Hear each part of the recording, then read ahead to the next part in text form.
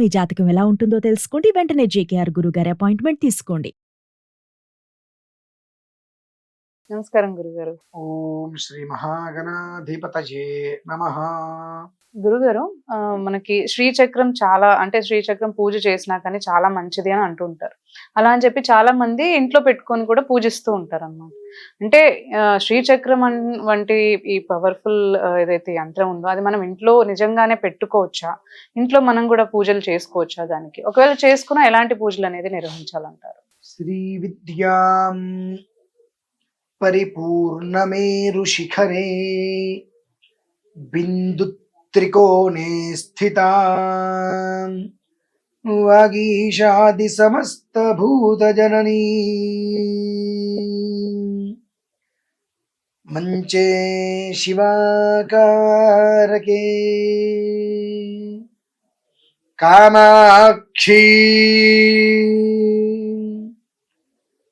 కామాక్షీం కరుణారసార్ణవమయీం కామేశ్వరాం కస్థితాం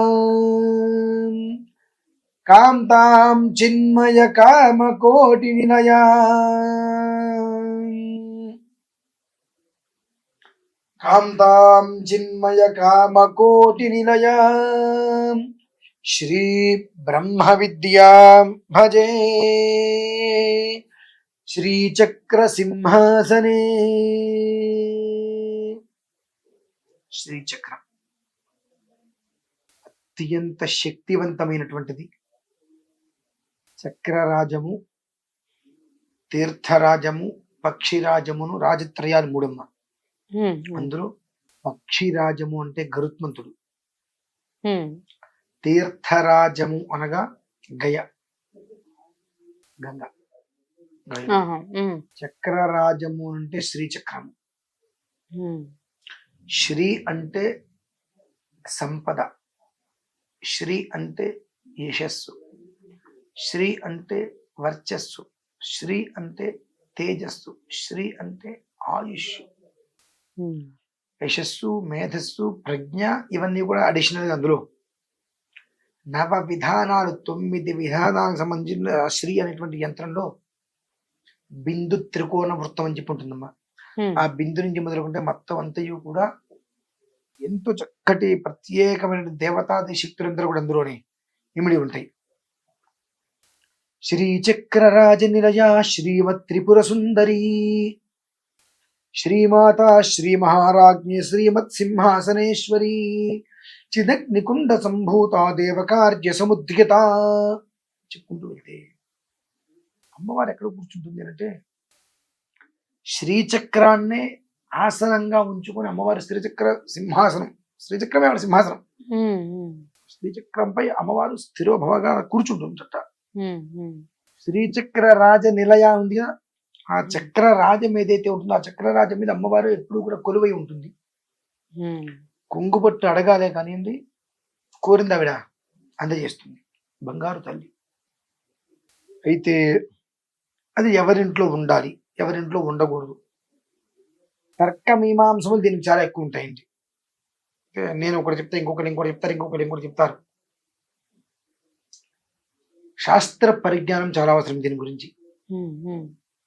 మంత్రశాస్త్ర పరిజ్ఞానం, యంత్ర రహస్యాలన్నీ కూడా తెలిసి ఉండాలి. శ్రీచక్రము అనేటువంటిది ఒకటి యంత్రము, ఒకటి మేరువు, 2 రకాలు ఉంటాయి. మరి అది తెలుసుకోవాలి. యంత్రం అంటే ఒక రాగిదో, వెండిదో, బంగారంతో ప్లేట్ లాగా ఉంటుంది. మేరువు అంటే గోపురం లాగా ఉంటుంది. గుళ్ళల్లో కూడా ఉంటుంది. ఏది అవసరం, ఏది అనవసరం, ఏది ఉంచుకోవాలి, ఏది ఉంచుకోకూడదు అనే విషయం ముందు తెలుసుకోవాలి. ఏదైనప్పటికీ కూడా శ్రీచక్రము అనేటువంటిది సాధారణంగా ఉండేటువంటి వారి గృహంలో అది ఉండకూడదు. అంటే సాధారణంగా ఉండే వాళ్ళు ఎవరండి, మీరు బ్రాహ్మణులు కాబట్టి బ్రాహ్మణేతరుల గురించి మీరు ఇలా మాట్లాడుతున్నారని చెప్పి అంటారు. ఇక్కడ సాధారణులు అంటే మనిషి వాళ్ళ ప్రకృతి సహజ సిద్ధంగా వాళ్ళకి ఋతుక్రమం అనేటువంటిది ఉంటుంది ఆడవారికి. ఆ వచ్చినప్పుడు ఇప్పుడున్న పరిస్థితి ఇళ్లలో కలుపుకుంటున్నారు. అలా ఇళ్లలో కలుపుకునే వారి గృహము ఎందో ఉండకూడదు. అలాగే వారి గృహము ఎందు కూడా ఉండవచ్చు. ఎట్లా అలంకార ప్రాయం అంటే షాపుల్లో అమ్ముతారు చూసారా, Hmm. అంగల్లో బొమ్మలు పెట్టి అట్లా తెచ్చుకొని ఊరికే మనం షో కేసులో పెట్టుకోవడానికి మాత్రమే తప్ప దానికి గంధంతో పూజ. పసుపు కుంకుతోటి అలంకారం చేయడానికి అర్హతలు ఉండవు. ఊరికే నా ఇంట్లో శ్రీచక్రం ఉంది ఊరికే అలా 10 రకాల విగ్రహాల్లో 11 బొమ్మలాగా అది పెట్టుకోవడానికి షాపుల్లో ఎలా అయితే కనుక 100 పెడతారో షో పీస్ లో అలా పెట్టుకోవడానికి మినహాయిస్తే రేక్ అయినా ఇది వేరేదైనా మీరేదైనా కానీ మీరు రేకు మామూలుగా కూడా పెట్టుకోకూడదు, అది దాని ప్రభావం వేరుగా ఉంటుంది ఇళ్ళలో కలుపుకునేటప్పుడు, కాబట్టి అది పనికిరాదు.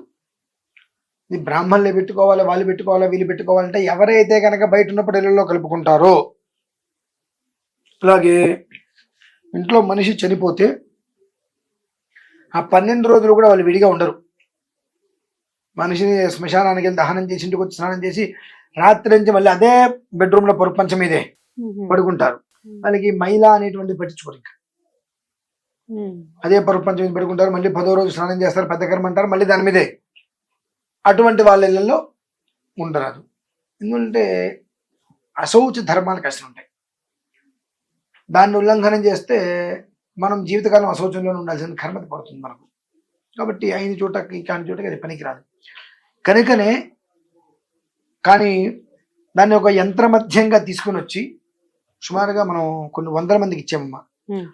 శ్రీచక్రాన్ని ఒక మనకు దశమహావిద్యాది దేవతలు ఉంటారు, అలాగే నవదుర్గలు ఉంటారు. వాళ్ళకి నవదుర్గలకి ఉండేటువంటి నవగ్రహాలు ఒకటిగా అనుకోవచ్చు, నవదుర్గలుగా అనుకోవచ్చు.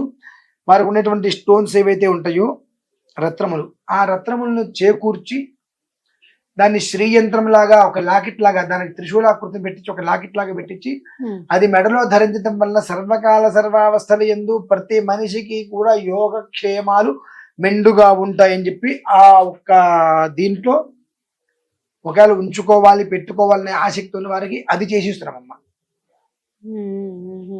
వెండి మీద ఉంటుంది. రాత్రి పడుకునే ముందు అది తీయాల్సిన అవసరం లేదు, రాత్రి పడుకునే ముందు తీసేస్తారు, ఉదయం స్నానం అవ్వగానే వేసుకుంటారు. పరిసరాలు ఉండేటువంటి సర్వతహాగా ఎక్కడైతే కనుక పాజిటివ్ ఎనర్జీ అనేటువంటిది ఉంటుందో దాన్ని అది మొత్తం స్వీకరిస్తుంది. బయటికి ఇక్కడ వరకు ఉంటుంది కాబట్టి అది స్టోన్స్ అన్ని స్వీకరించి మనిషికి మంచి ఎనర్జీని ఇస్తాయి, మంచి ఎనర్జీని ఇస్తాయి. ఇంట్లో పెట్టుకోవద్దు, బయట ఉంటే కలుపుకునేటప్పుడు మరి మెడలో వేసుకోవచ్చా అండి అని అనొచ్చు. ఇంట్లో పెట్టుకునేటువంటి యంత్రానికి మేరువుకి ఒక విధానమైనటువంటి మంత్ర బీజం ఉంటుంది, మెడలో ధరించేటువంటి దానికి ఒక రకమైనటువంటి బీజం ఉంటుంది. ఈ మెడలో ధరించేటువంటి దానికి అంటూ ముట్టు మైలలు ఉండవమ్మా. ఒకసారి మెడలో వేసుకున్నామంటే మన చనిపోయేదారు కదా మెడలో ఉండిపోవచ్చు. కాకపోతే మన భయం రాత్రి పడుకున్నప్పుడు అటు ఇటువంటి బిక్కని పెరిగిపోతుంది కాబట్టి మనం తీసేస్తూ ఉంటాం. కనుక అలా తీసి పక్కన పెట్టుకోవటం, ఉదయం స్నానం మళ్ళీ ధరించుకోవటం, దానివల్ల ఇసకరైనంత దోషం కూడా ఉండదమ్మా. అంటే ఏది ఇంట్లో పెట్టుకోవాలి, ఏది శరీరానికి ధరించాలి, ఏది ఇంట్లో పెట్టుకోకూడదు అంటే యంత్రము మెరుగు రెండు ఇంట్లో పెట్టుకోకూడదు ఈ కలుపుకునేవారు.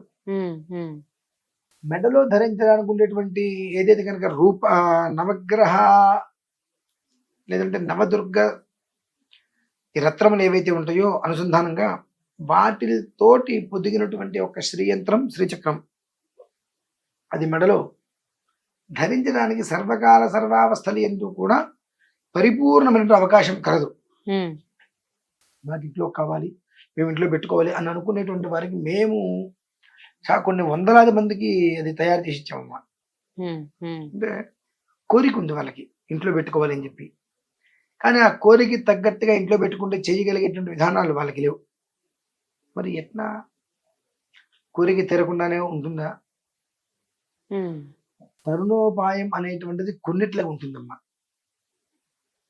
కొన్నిట్లకి మాత్రమే తరుణోపాయం అనేటువంటిది ఉంటుంది. ఆ తరుణోపాయం ఎక్కడ ఎప్పుడు ఏ రకంగా మనం ఉపయోగించాలి అనేటువంటిది ఒకటి చెప్పబడి ఉంటుంది.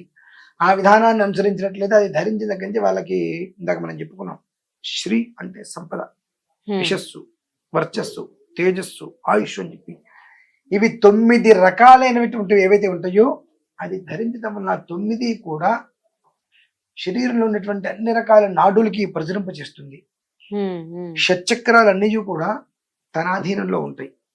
ఎప్పుడు అవి రన్ అవుతూ మూలాధారం నుంచి సహస్రారం వరకు కూడా అది యాక్టివ్ అవుతాయి. యాక్టివ్ అవటం మొదలుపెట్టిన దగ్గర నుంచి కూడా అవి అవి తిరిగేటువంటి విధానాన్ని అనుసరించి ఇలా కూర్చునేటువంటి మన నా ఇష్టం అని ఇట్లా రకరకాలుగా మనుషులు తలకైన చేతులు పట్టుకుని మాట్లాడతారు. ఏంటిడా గర్వం తలకెక్కి రకరకాలుగా మాట్లాడుతుంటారు. కానీ అది మెడలో ధరించడం వలన ఒక చక్కటి ప్రశాంతత ఏర్పడి ఈ షట్చక్రాలని కూడా ప్రేరేపింపజేసేవి యాక్టివేషన్ జరుగుతాయి. మనిషి ఎవరితో మాట్లాడినా చాలా మర్యాదపూర్వకంగా గౌరవంగా చక్కగా ఇలా మాట కూడా చాలా సున్నితంగా శుతిమెత్తగా వచ్చేటువంటి తీరి ఆ మనిషి యొక్క నడక అదంతా కూడా అది మర్చిస్తుందమ్మా. అంత గొప్పది. అటువంటిది మెడలో వేసుకోవడం శ్రేయస్కరం. కానీ చక్రముని యంత్రం మాత్రం ఈ విధానంలో ఉన్నప్పుడు ఇంట్లో పెట్టుకోకపోవడమే అత్యంత శ్రేయోదాయకం. అదమ్మా విషయం. అలాగే గురుగారు, ధన్యవాదాలండి. సో చూసారు కదా మనకి గురువు గారు ఎంత చక్కగా వివరించారు. మనకి చాలా మంది అనుకుంటూ ఉంటారు శ్రీచక్రం ఇంట్లోకి పెట్టుకొని పూజ చేసుకుంటే చాలా మంచిది అని చెప్పేసి. సో ఇప్పుడు మనం తెలుసుకున్నాం కదా, అంటే ఇంట్లో పెట్టి పూజ చేసుకునే కంటే కూడా అంటే ఎవరైతే ఇప్పుడు గురుగారు చెప్పినట్టు అవి పాటించని, అంటే ఇంట్లో కలుపుకుంటారు కదా బయట ఉన్నప్పుడు, అలాంటివి పాటించినప్పుడు ఇంట్లో పెట్టుకోవడం మంచిది కాదని చెప్తున్నారు.